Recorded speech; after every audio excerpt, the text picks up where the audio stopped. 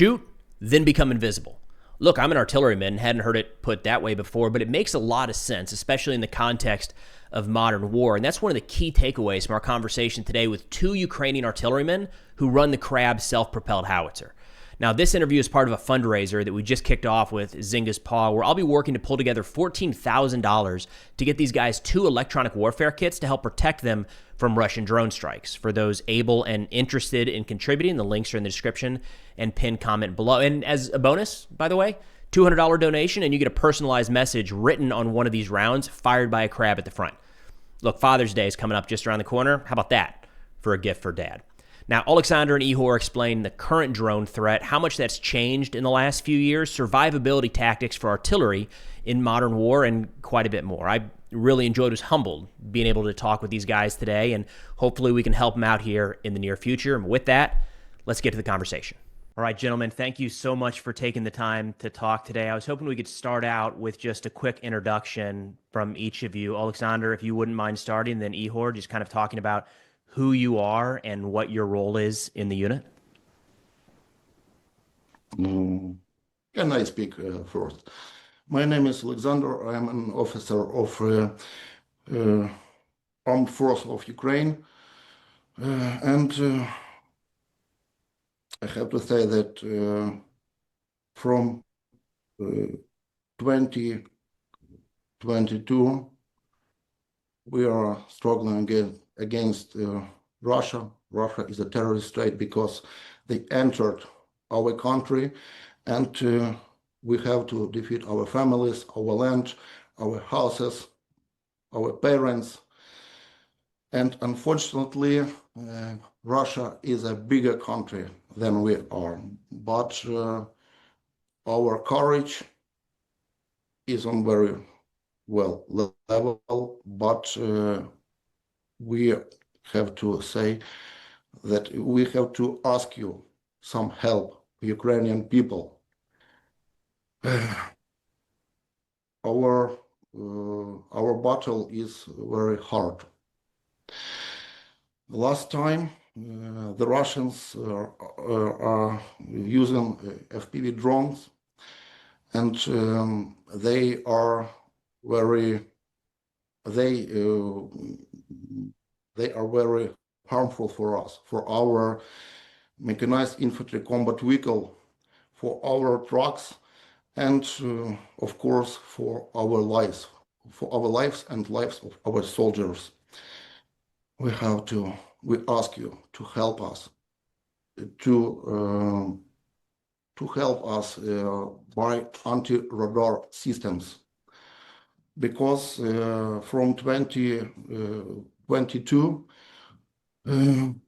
the Russians are using FPV drones more and more, and we want to ask you to help us, to you and your community. Yes, Igor. Okay. My name is Igor. Before 2022, I was a civilian. Now I am artillerist. I am a platoon commander of self-propelled artillery system Krab, and my unit perform missions in the Donetsk region. What I can say, my boss asked to me that I must tell you about specific of our work and why we need radio electronic protecting systems. So first of all, what I want to say that the Donetsk region is a region where not having massive forests. There are no a lot of forests. Sure. It's just little gardens or planting, no big forests. But Krab is a very big machine. It's 12 meters long, 4 meters wide, and 4.5 meters height. So it's very difficult to hide this system in this region. Next, what I want to say is that system shooting at long distance. The firing range depended of type of artillery shell. Of any types of charges. Yeah, They are gunpowder, different. gunpowder. We are using different types of charges, and but I can say that our positions is near 10 kilometers, and Russian drone can get us our machine. No, I can say that now most the gunpowder that our partners give it to us, it's short range gunpowder.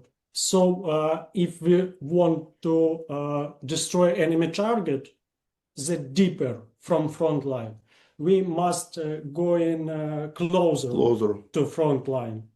So when we go in closer to front line, there is of FPV flying. So we closer and FPV can attack us.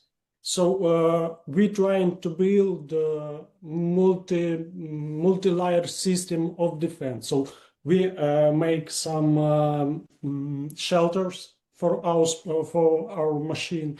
We build some frames from nets. It's metal. Some constructions with net, metal net, and even net, because it helps against Russian drones. It stops drones, and their harmful power became lower.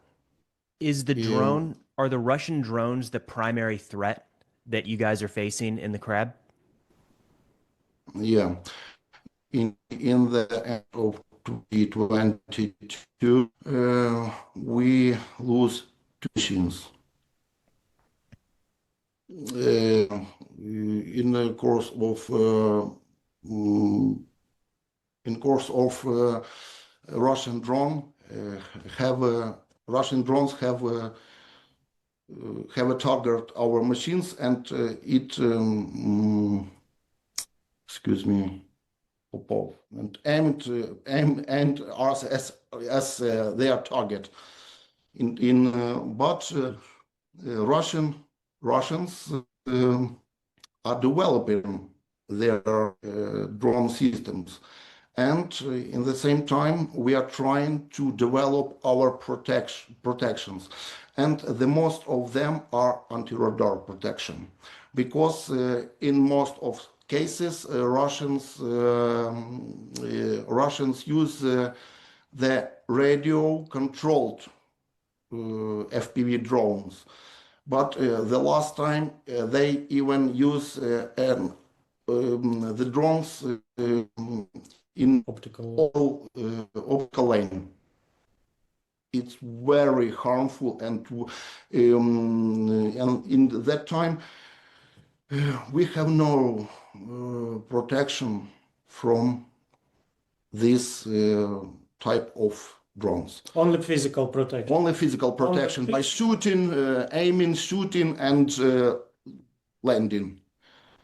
But drones, the most of their drones at the time is radio control. Yeah.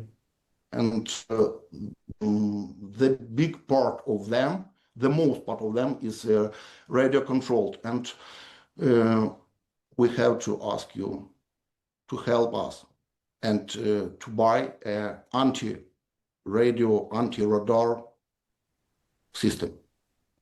And that's what we'll have for the listeners. We'll have in the description below is a link to this fundraiser to pick up a couple electronic warfare kits for these guys to help protect their equipment. And I just want to take a moment to say thank you to Alexander and Ihor for doing this in English. Before we started, they said their English is not very good. As you can hear, their English is clearly very good and infinitely better than my Ukrainian. But gentlemen, I wanted to ask, you were talking about the wire-guided drones at times and the physical defense that is necessary. Do you have soldiers with shotguns with the trucks? Yeah. Yeah, we have some pump gun 12 caliber.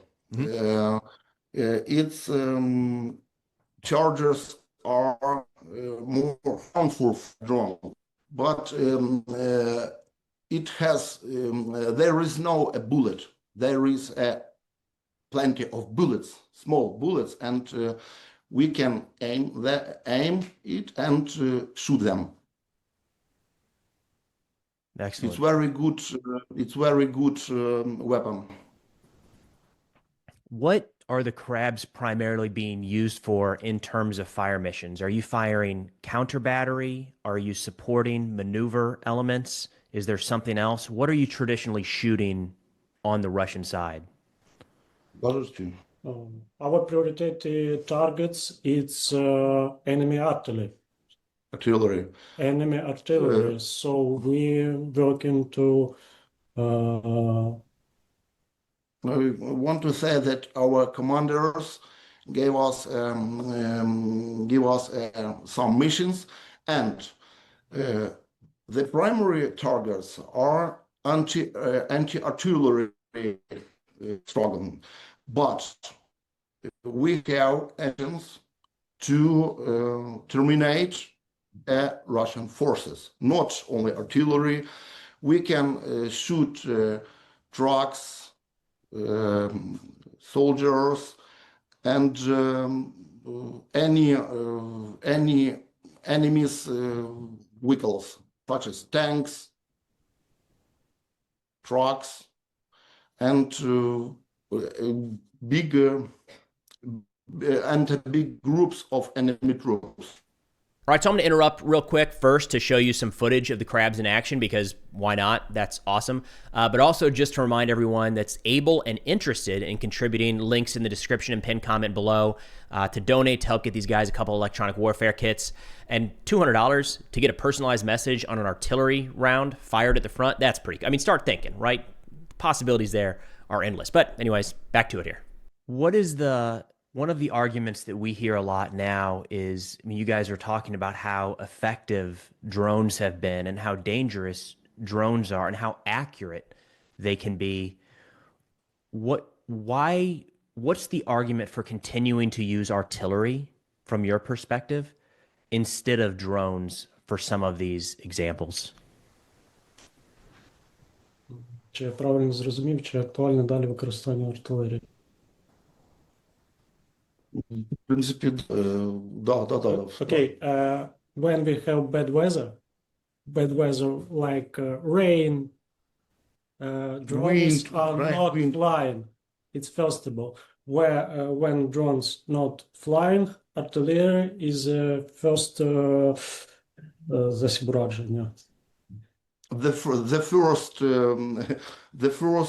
type of Enemy destroying, yeah. Sure. Because in bad weather, when there is rain, when it's raining, when it's winding, and in night, artillery can shoot every day, every night. But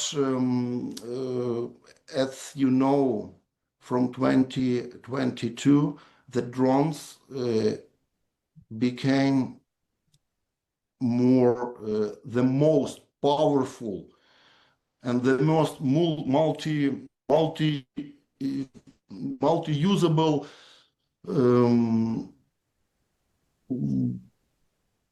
sources of war. But artillery is necessary. I think that artillery will be necessary always, I think. And when we talk about big targets who have many armor, drones have tonnage limit. So Сейчас я поясню. We want to say that the power of drones is not very big, but artillery is very powerful because drone cannot terminate for a tank for one shooting, but our artillery can do this. And to terminate a tank, we can use 3 or 4 drones, and it can be late sometimes. But our shooting, our artillery system shooting and aiming a target, it's very quick and very powerful. The artillery can get there a lot faster. Excuse me for my English, because I'm not native speaker and I have no practice in English for a long time, but I'm trying to explain you my mind. It's great. I understood it. The way you explained it was great. I got it. Thank you. There's another argument in the artillery world between self-propelled howitzers like the Krab and others, and towed systems like the D-30 we were talking about a moment ago, or the American M777. It sounds like what you're describing, having to move up close to the line to fire, that's not a situation that towed artillery would work in. Do you think that we're transitioning more to being all this self-propelled version of artillery? Так, чи правильно я зрозумів? Те, що зараз краще. Preston, can you repeat the question, please? Of course, More slowly, we are trying to understand, and we are trying to explain and give you an answer. I got you. Yeah. Please repeat one more. Self-propelled like Krab versus D-30 towed howitzers. D-30 versus D-30. It seems like your missions require that you go up, fire, and leave to protect from drones. It feels like towed artillery is a problem. Do you still see it being utilized very much? Він запитує, краще, коли ми відстрілялися і поїхали, чи ми стояли? Да, в принципі, да. Правда? Да. Self-propelled and... 1 minute, please. I format. Я поки розповім. Thank you for the question. The problem is that not only FPV drones can get us. The Russians have a lot of intelligence, surveillance drones, and our переміщення рух, то як буде? In our moving, they can see our moving, even in that case that we are shooting and go on. No, it's very dangerous for us, and that's why we are building our position. We protect our position.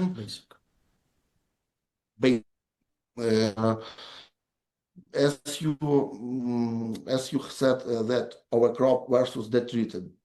D-30 is very old but very powerful artillery system, and this war shows us that self-propelled artillery systems was good, but in that time it's very dangerous to move after shooting, because Russia have a lot of surveillance, intelligence, surveillance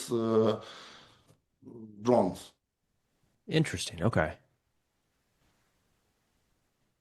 That was great. That was something that we've thought a lot about, and I hadn't thought of it from that perspective. Is my answer good? It's great. It's not something I would have thought of. Normally, what we think is that the priority is getting up there, firing, and getting back as fast as possible. But what you're talking about is how even that movement can tip your hand to the Russian forces. So sometimes there's value in having a more fortified position that you maybe don't move from.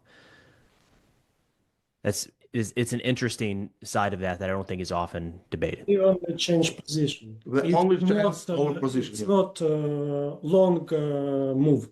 Long range. It's not long range move. It's just changing position. Makes sense. In this war, we have some prepared positions and are changing them between shooting. But this war teach us to shoot and become invisible, not moving, shoot and then invisible. And we are not escape from our position, shoot and become invisible. You mentioned earlier in the conversation that you've unfortunately lost a few of these Krab systems. We had a very different experience in the United States and Iraq and Afghanistan, where a truck maybe gets destroyed and then we just go get another one. Of course, that's not the situation right now for Ukraine. What happens? Let's say the soldiers survive that strike, but the equipment is destroyed. Do they go to a different unit? Are they reassigned? Do they go to another crew? What does that process look like when there's not necessarily another Krab that can immediately fill that gap?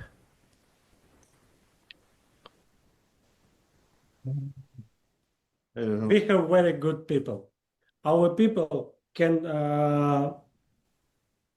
do everything. Everything. We have our people have a very big courage. All artillery system is simply for men who are working on another system. So if soldier, artillerist, artilleryman, he is special. He have special knowledge.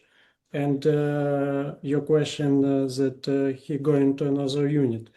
If he go into another unit, it will be artillery unit.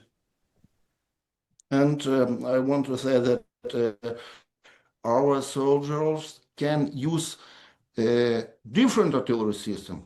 If yesterday he was shooting from, for example, a Krab, tomorrow he will shooting from AS-90. AS-19. Our artillerists, our artillerymen are very clever. And our artillery school is very good. We have good teacher, we have clever officers. We are teaching our soldiers to shoot and to protect themselves. As you know, as you say, the United States Army was involved in Afghanistan, and your army has a very good experience on army. But I want to say that our war can teach you and us more new things about war, because this war is a new war, another war. We have to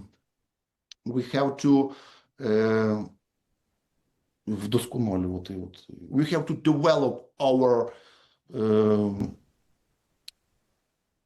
everything, develop every day, because we have to develop everything in our activity, because this war is another war. And this war changing every day, every month, every years. Last years, I don't think that drones can attack my Krab. My Krab is very deep from front line, but now it's a really big problem. It became a very problem. I want to say that United States Army are very powerful and very experienced army. But in this case, I can say that even United States Army can learn our lessons. And I hope We we all... want to experience, because United States Army are powerful, but all changes in war, the rules of war, they are changing. And I think that this is our experience, and our war, our ways of war will be useful even for United States Army. I agree. Well, gentlemen, I have one more question for you, and then we'll let you get back to what I'm sure is a very busy day. You'd mentioned that the artillerymen sometimes move between units, and Ukraine has received a lot of different self-propelled howitzers. The Krab, the AS-90 that you mentioned, Paladin, Caesar. Is there one that it seems like the soldiers really like more than others? We don't have to talk bad about any, but any favorites that you've heard? Яка улюблена артилерійська у нас система? I can say one thing. The Western types of artillery systems are more better than Soviet and the Russian. I can say that without any doubts. No doubt that Western or NATO artillery systems are more better. Our favorite artillery system, there is no such artillery system, because they all are 155 millimeters, and they use the same way of shooting. I think that such artillery systems as Archer, что у нас там колесный есть? Archer, Susanna 2, Caesar, Bogdana, our artillery system, Bogdana, Ukrainian system. They are automobile based. But such artillery system as SA-90, Krab, Paladins, they are good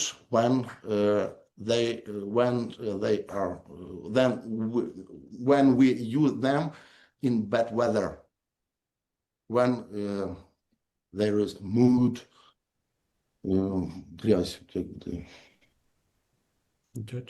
dirty places.